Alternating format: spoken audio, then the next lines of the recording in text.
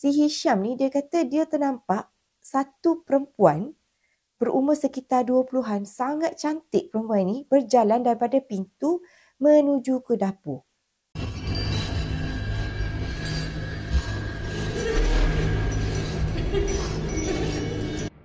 Hai, Assalamualaikum and welcome to Pika Storyteller Channel. Pika nak ucapkan terima kasih kepada korang semua yang sudi untuk klik pada video kali ini. Dan seperti biasa, pada yang baru saja datang ke channel ni, jangan lupa untuk terus tekan butang subscribe di bawah dan juga follow Pika di Instagram Pika Storyteller. Dan alang-alang tu kan, Pika juga nak mengucapkan selamat menyambut bulan Ramadan kepada semua viewers Pika Storyteller dan juga kepada semua umat Islam di seluruh dunia.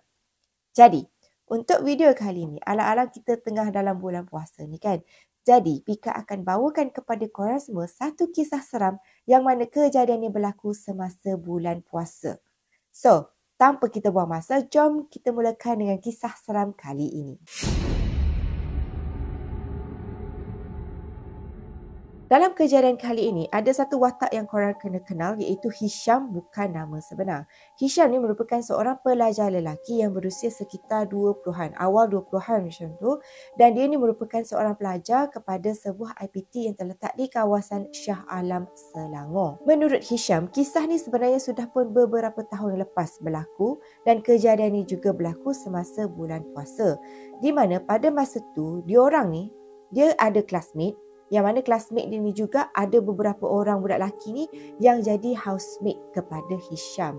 Kata Hisham, masa tu diorang ni baru saja dapat satu rumah untuk diorang sewa yang mana diorang patutnya masuk pada minggu tu lah. Tetapi disebabkan oleh minggu tersebut merupakan minggu pertama bulan puasa, semua kawan-kawan kepada Hisham iaitu housemate dia ni telah pun pulang ke kampung halaman masing-masing.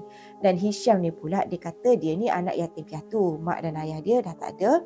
Dia cuma ada adik-beradik dia sahaja. Cumanya adik-beradik dia ni kebanyakannya kan sudah bekerja. Lepas tu ada yang dah kahwin semua. So memang dia orang sibuk lah. Jadi Hisham ni dia lagi suka untuk menyendirilah. Dia tak nak mengganggu adik-beradik dia lain. Lepas tu dia pun cakap, tak apalah kalau macam tu, biarlah dia jadi orang yang pertama untuk masuk ke rumah sewa tersebut. Sebab kata Hisham, pada mulanya dia ni tak adalah beria sangat nak mencari rumah sewa ke apa. Memang semua benda tu dia serahkan bulat-bulat dekat kawan-kawan dia yang lain ni. Jadi disebabkan oleh Hisham ni merupakan orang yang pertama yang akan masuk dekat dalam rumah sewa dia orang tu, kawan-kawan Hisham ni dah pun pesan dekat dia. Dia kata, okey Hisham, tuan rumah telah pun simpan kunci rumah dekat dalam peti surat. Jadi bila kau sampai dekat rumah sewa tu nanti, pandai-pandailah kau ambil kunci rumah tu. Lepas tu masuklah dekat dalam rumah tu kan. So sebabkan masa tu bulan puasa, jadi Hisham dia cakap, tak apalah kalau macam tu dia nak masuk dekat dalam rumah sewa tu selepas waktu isyak. Sebab katanya lagi bagus kalau dia ni berbuka dulu dekat luar, settle semua, barulah dia balik ke rumah sewa dia. So masa tu Hisham ni pun pergilah berbuka puasa dekat luar. Dan lepas isyak barulah dia pergi ke rumah sewa dia tu. Setibanya Hisham dekat rumah sewa dia orang tu kan, masa ni Hisham boleh tengoklah keadaan rumah sewa tu memang agak menyedihkan. Sebab suasana nampak suram, rumah nampak memang tak terjaga. Lepas tu tingkap semua kotor, dinding pun sampai berlumut kan. Lepas tu masa yang sama juga, mungkin disebabkan oleh dia tengok keadaan rumah tu yang tak berapa nak terjaga, Hisham ni adalah terdetik, patutlah rumah sewa ni murah jika nak dibandingkan dengan rumah-rumah yang lain kan. Tapi disebabkan oleh Hisham dan kawan-kawan ni mungkinlah bukan daripada golongan anak-anak orang berada. So yang tu je lah yang diorang mampu. Tapi biasalah kan student tak adalah kata nak expect rumah yang cantik-cantik sangat pun kan. Cukuplah sekadar rumah yang diorang boleh sewa beramai-ramai. Pada masa tu juga, Hisham ni kata rumah tu senang cerita memang tak ada seri langsung lah. Bukanlah satu rumah yang bila kita tengok kita kata wow cantiknya rumah ni, tak ada. Rumah tu memang sangat suram, tak ada seri. Dan disebabkan oleh itu juga ada terdetik sikit dekat dalam hati Hisham ni yang dia kata terasa macam ada aura yang tak kena tentang rumah tu. Biasanya kita kalau kita sampai dekat satu tempat baru ni kan, kita akan rasa macam rasa sedap hati ataupun rasa macam tak sedap hati macam tu kan. Jadi Hisham ni pada masa tu memang dia adalah terasa macam tak sedap hati tu bila tengok keadaan rumah tu. Lepas tu orang kita kan biasanya kalau bila rasa macam tak berapa nak sedap hati ni, mulalah kita fikir macam ada something yang mistik ke dekat kawasan rumah tu, macam mungkin berhantu ke kan. Tapi disebabkan oleh pada masa tu kan bulan puasa, so Aiman ni macam jadi berani sikit lah. Dia tak mengendahkan sangat lah fikiran negatif yang ada dalam otak dia. Memang dia ada terfikir rumah ni rumah hantu ke apa macam tu kan. Dia adalah juga terfikir macam tu. Tapi disebabkan oleh pada masa tu kan bulan puasa, jadi dia fikir hantu semua kan kena ikat. Jadi tak apalah kot, masuk je lah dalam rumah ni, insyaAllah tak ada apa-apa lah kot. Maksudnya dekat sini Hisham ni dia cuba untuk husnuzon. Dia cuba untuk berfikir baiklah tentang rumah tersebut. Jadi dekat sini Hisham ni dia cuba buang perasaan seram tu jauh-jauh. Lagi pula daripada sayup-sayup dia boleh dengar suara daripada masjid. Macam bunyi seorang tengah solat tarawih kan. Jadi Aiman ni macam tak ada apa ke, insya-Allah rumah ni selamat lah kan. Lepas tu dia pun melangkah masuklah ke dalam rumah tu. Cumanya bila Hisham ni melangkah masuk kat dalam rumah, dia sangat terkejut tau. Sebab dia tengok dalam keadaan dalam rumah tu sangat cantik.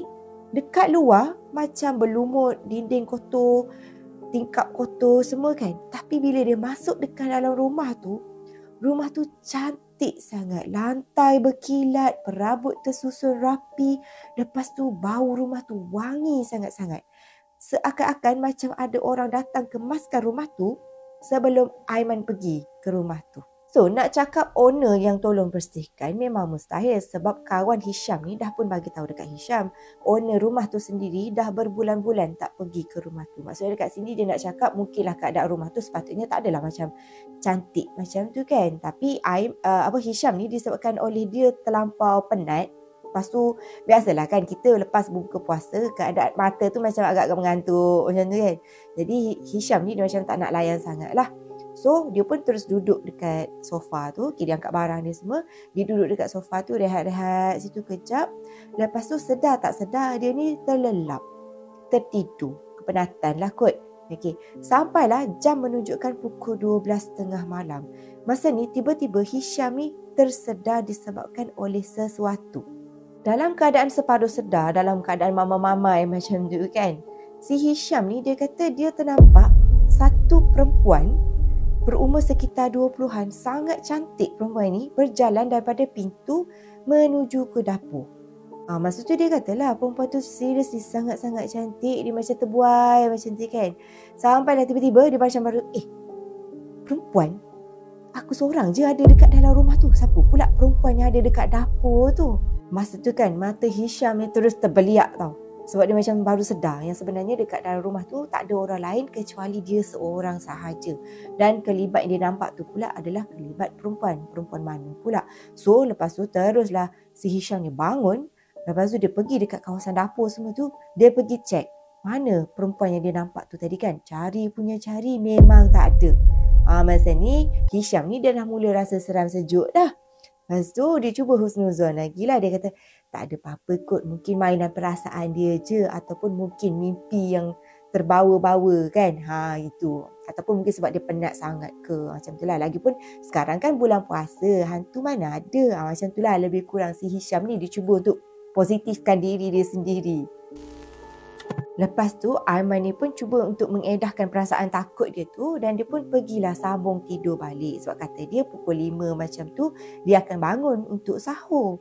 Tetapi bila si Hisham ni dia sambung tidur, sepatutnya dia bangun pukul 5 pagi. Dia kunci jam untuk sahur pukul 5 pagi. Tapi dalam pukul 4.30 pagi macam tu, dia ni terbangun disebabkan oleh dia terdengar satu bunyi yang sayup-sayup kedengaran daripada belakang rumah dia. Korang nak tahu tak bunyi apa? Bunyi suara perempuan tengah menangis. Masa ni kata Hisham tu, badan dia terus jadi auto kaku tau. Jadi keras, tak tahu nak buat apa. Dia jadi panik. Lepas tu, mulanya suara perempuan menangis tu dia dengar daripada satu arah je. Iaitu daripada belakang rumah dia kan.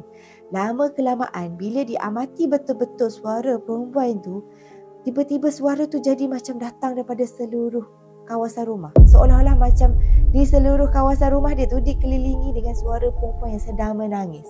Lagilah si Hisham ni jadi cuak. Dalam keadaan yang ketakutan tu, Hisham ni ada terfikir, aku ni nak stay ke ataupun aku nak lari? Nak kata nak stay, nak pergi check, kata Hisham, dia ni bukanlah jenis orang yang berani macam dalam hero filem. Bukanlah kata berani pergi check, tengok mana. Kan biasa kalau kita tengok dalam filem kan macam tu, pergi check, berani kan. Tapi Hisham ni dia kata dia bukanlah jenis yang berani macam tu. So, nak tak nak dia cuba untuk bangun, walaupun dia terasa kaki dia berat ni, dia cuba untuk bangun untuk lari keluar daripada rumah tu. Dan pada masa ni lah, suara perempuan yang pada mulanya tadi menangis sayup-sayup tu kan, yang bergema dekat dalam rumah tu, tiba-tiba bertukar menjadi suara perempuan ketawa yang sangat kuat. Masa tu dalam hati Hisham dia kata, ya Allah, bulan-bulan puasa ingatkan benda tu tak ada, tapi rupa-rupanya ada juga lagi mengusik. Kena pula usik si Hisham ni seorang-seorang dekat rumah sewa tu kan. So masa ni Hisham kata dia memang tak nampak benda lain lah kecuali daripada jalan keluar.